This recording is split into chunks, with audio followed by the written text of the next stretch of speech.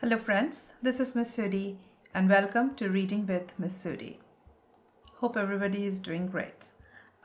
Today the book I have for you is based on healthy eating and it's titled Gregory the Terrible Eater. It's written by Mitchell Sharmat and illustrated by Aruego and Ariane Dewey.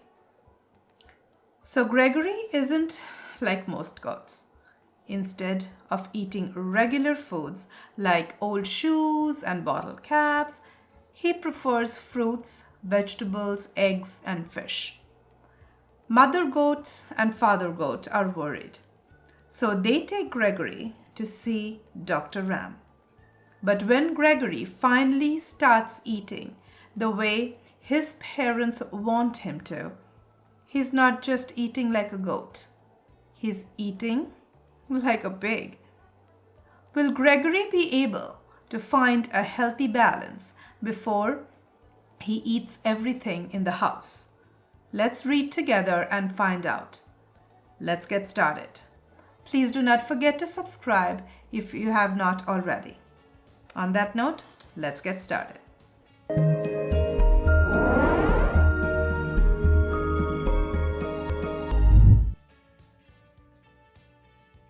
Gregory the Terrible Eater by Mitchell Sharmat, illustrated by Aruego and Ariane Dewey.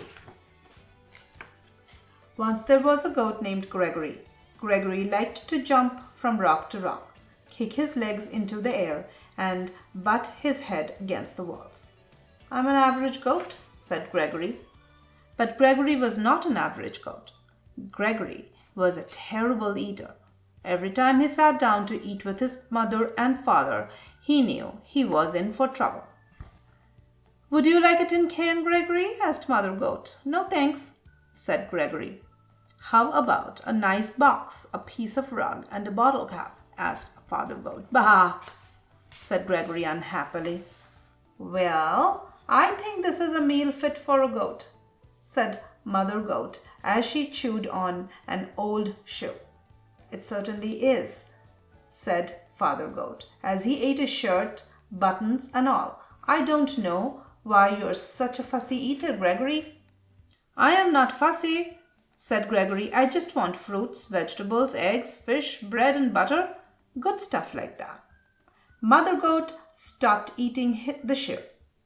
"Now what kind of food is that, Gregory?" she said. "It's what I like," said Gregory. "It's revolting," said Father Goat. He wiped his mouth with his napkin. After Gregory was excused from the table, Father Goat said, "Gregory is such a terrible eater. I wonder what's wrong with him," said Mother Goat. Mother and Father Goat ate their evening newspaper in silence. The next morning, Mother and Father Goat were enjoying a pair of pants and a coat for breakfast. Gregory came to the table. "Good morning, Gregory," said Father and Mother Goat. "Good morning," said Gregory. "May I have some orange juice, cereal, and bananas for breakfast, please?" "Oh, no," Mother Goat said. "Do have some of this nice coat." "Take a bite out of these pants," said Father Goat. "Bah!" said Gregory, and he left the table. Father Goat threw down his napkin. "That does it," he said. "Gregory just isn't eating right. We must take him to the doctor." Father and Mother Goat took Gregory to the doctor. Dr. Ram was munching on a few pieces of cardboard. "What seems to be the trouble?" he asked. "Gregory is a terrible eater," said Mother Goat. "We've offered him the best: shoes, boxes, magazines, tin cans, coats, pants. But all he wants are fruits, vegetables, eggs, fish, orange juice, and other horrible things." "What do you have to say about all of this, Gregory?" asked Dr. Ram. "I want what I like," said Gregory. "Makes sense," said Dr. Ram. He turned to Mother and Father Goat. "I've treated picky eaters before," he said. "They have to develop a taste for good food slowly." Try giving Gregory one new food each day until he eats everything. That night for dinner, Mother Goat gave Gregory spaghetti and a shoelace in tomato sauce. Not too bad, said Gregory.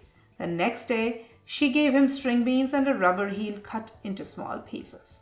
The meal was quite good and rubbery, said Gregory. The day after that, Mother Goat said, "We have your favorite today, vegetable soup. But there is one condition. You also have to eat the can." "Okay," said Gregory. "What's for dessert?" "Ice cream," said Father Goat. "But you have to eat the box too." "Yummy," said Gregory. "I'm proud of you," said Father Goat. "You're beginning to eat like a goat." "I'm learning to like everything," said Gregory. One evening, Father Goat asked, "Has anyone seen my striped necktie?" "Not since breakfast," said Mother Goat. "Come to think of it, I haven't seen my sewing basket today. I left it in the living room after supper last night." Father Goat turned to Gregory. "Gregory, have you been eating between meals?" "Yes," said Gregory. "I can't help it. Now I like everything." "Well," said Mother Goat, "it's all right to eat like a goat, but you shouldn't eat like a pig." "Oh," said Gregory. After Gregory went to bed, Mother Goat said, "I'm afraid Gregory will eat my clothes hamper." "Yes, and then my toolkit will be next," said Father Goat. "He's eating too much. We'll have to do something about it." The next evening, just before supper, Mother and Father Goat went to the town dump. They brought home 8 flat tires, a 3-foot piece of barber pole, a broken violin, and a half a car. They piled everything in front of Gregory's sandbox. When Gregory came home for supper, he said, "What's all that stuff in the yard?" "Your supper," said Father Goat. "It all looks good," said Gregory. Gregory ate the tires and the violin. Then he slowly ate the barber pole. But when he started in on the car, he said, "I've got a stomachache. I have to lie down." Gregory went to his room. "I think Gregory ate too much junk," said Father Goat. "Let's hope so," said Mother Goat. All night, Gregory tossed and twisted and moaned and groaned. The next morning, he went down for breakfast. "What would you like for breakfast today, Gregory?" asked Father Goat. "Scrambled eggs and 2 pieces of waxed paper and a glass of orange juice," said Gregory. "That sounds just about right," said Mother Goat. And it was. And that's the end. So this fiction read's purpose is not only to entertain the readers, but also to persuade them to eat in control, include a healthy diet. Hope you enjoyed this fun read with me. See you next week with another fun read. Until then, Miss Sudi checking out.